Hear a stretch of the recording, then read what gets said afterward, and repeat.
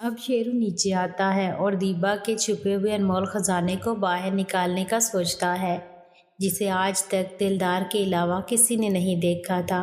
حالانکہ شاکر نے دیکھا تھا، مگر دیبا کی بے ہوشی میں شیرو خزانے کے سرخ کپڑے سے بنے کور کو ہٹا دیتا ہے اور اپنی ناک سے لگا کر سونگھتا ہے۔ کپڑے سے آ رہی مدہوش خوشبو سیدھا شیرو کے دماغ کی نسوں میں گھل جاتی ہے اور اس کی خواہش اور بھڑک اٹھتی ہے۔ دیبا ناک سے جب شیرو کو کپڑا سونگھتے دیکھتی ہے تو وہ تڑپنے لگتی ہے اور آنکھیں زور سے بھینچ لیتی ہے۔ شیرو دیبا کے پاؤں کی طرف آتا ہے۔ شیرو کی تینوں مامیاں پاؤں میں پائل پہنتی تھیں اور جب وہ چلتی تھی تو پائل کی چھم چھم کی آواز بہت مدھر لگتی تھی۔ شیرو دیبا کے پاؤں کو چوم لیتا ہے اور پائل کے ساتھ کھیلنے لگتا ہے۔ شیرو کا ایک ایک انداز دیبا کے اندر ہلچل پیدا کر رہا تھا۔ وہ ایسا کر کے دل و دماغ میں دیبا کی خوبصورتی کا عکس اتار رہا تھا اور اپنے من کی پیاس بجھا رہا تھا۔ شیرو جانتا تھا کہ اتنے سالوں سے یہ دروازہ استعمال نہیں ہوا، جس کی وجہ سے اس خزانے کے دروازے کو زنگ لگا ہوا ہے، تو لازمی بات ہے اس دروازے پر محنت کرنا ہوگی۔ اس دروازے کو آرام آرام سے کھولنا ہوگا۔ اگر جلد بازی کی تو مسئلہ ہو سکتا ہے۔ شیرو پہلے خزانے کے دروازے سے ہاتھوں سے زنگ اتارنے کی کوشش کرتا ہے۔ شیرو دیکھتا ہے کہ مامی نے شاید اپنے خزانے کے دروازے کو آج اچھی طرح صاف کیا ہے۔ بہرحال شیرو بھی زنگ کی صفائی کرتا رہتا ہے۔ جب شیرو سمجھتا ہے کہ اب دروازہ پینٹ کے لیے تیار ہو گیا ہے تو وہ اپنا پینٹ برش نکالتا ہے اور دروازے کو آرام آرام سے پینٹ کرنے لگتا ہے۔ دیبا مامی بھی اس کا پورا ساتھ دیتی ہے اور نیچے سے وہ دروازے کو پینٹ کرتی ہے۔ دیبا مامی پسینے سے شرابور ہو جاتی ہے اور شیرو کو بولتی ہے کہ جلدی جلدی پینٹ کا کام ختم کرو۔ شیرو بھی اپنی رفتار تیز کر دیتا ہے اور دونوں کی محنت اور لگن سے پینٹ کا کام ختم ہو جاتا ہے اور شیرو سارا پینٹ خزانے کے اندر ہی گرا دیتا ہے۔ دیبا کو تو جیسے برسوں کی پیاس کے بعد آج امرت مل گیا تھا۔ اس تھکا دینے والے کام سے دونوں ہی تھک گئے تھے اور ایسے ہی سو گئے۔ جسم پر شیرو کا وزن ہونے سے جب دیبا کو تکلیف ہونے لگتی ہے تو اس کی آنکھ کھل جاتی ہے۔ دیبا کی برسوں کی پیاس آج شیرو نے اچھی طرح بجھا دی تھی اور اس کی دمدار محنت سے خزانے کے ساتھ ساتھ دیبا کی کھڑکی بھی پوری طرح کھل گئی تھی۔ محبت کا خمار اترنے کے بعد اب دیبا کا بدن پیڑ کرنے لگا تھا۔ اب اسے جلن ہونے لگی تھی۔ دیبا شیرو کو سائیڈ کر کے بیڈ سے اٹھتی ہے تو کمر میں تیز درد کی لہر کی وجہ سے پھر بیٹھ جاتی ہے اور اپنی کھڑکی کھول کر دیکھنے لگتی ہے۔ دیبا، ہائے یہ کیا حالت کر دی ایک بار میں ہی۔ پتہ نہیں مائرہ اسے کیسے برداشت کرتی ہے۔ کیسا بے مثال گھوڑا پال رکھا ہے۔ ایسا لگ رہا ہے آج پھر سے شادی منائی ہو۔ اتنا پیٹ تو شادی میں بھی نہیں ملا تھا۔ پھر دیبا خود کو سنبھالتی ہے اور اپنے کپڑے درست کر کے باہر نکل جاتی ہے۔ دیبا پہلے شیرو کے کمرے میں جاتی ہے اور مائرہ کو جگاتی ہے جو سو گئی تھی۔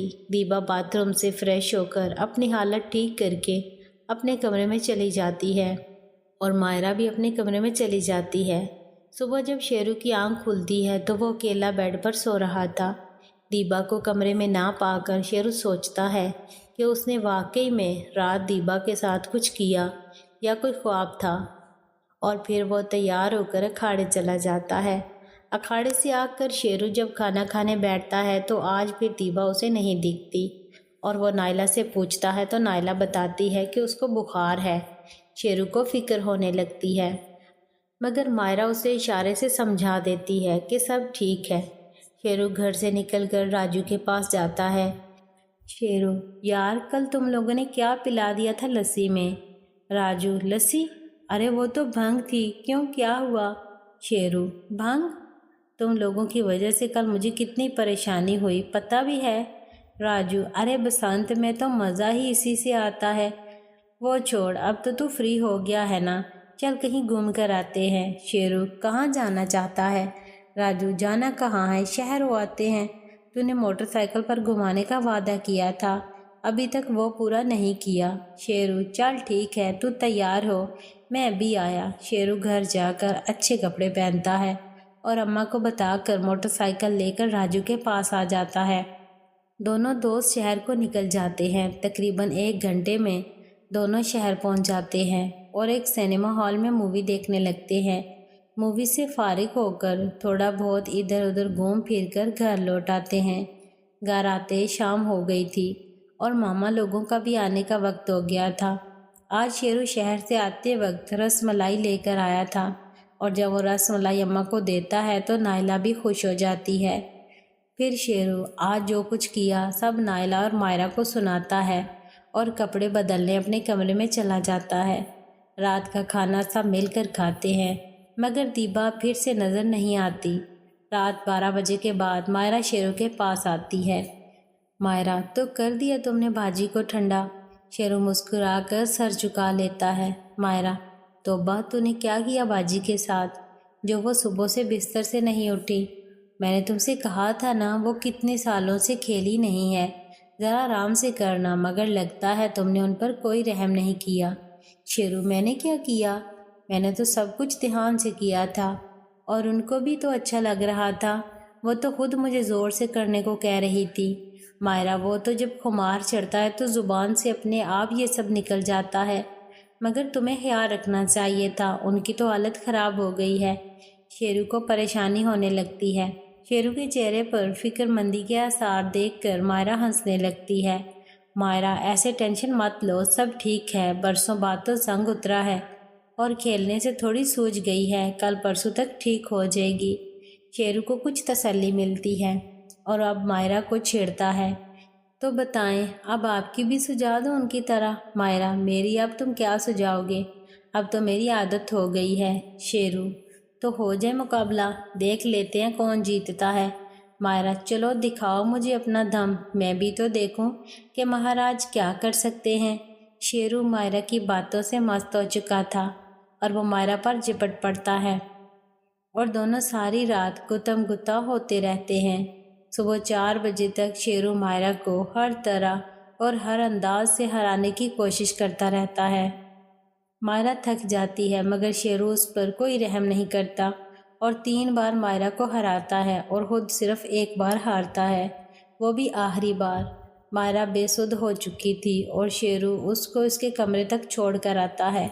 صبح شیرو دیر سے اٹھتا ہے اور نہا کر جب کھانا کھانے نیچے جاتا ہے تو کچن میں اسے صرف نائلہ ہی نظر آتی ہے۔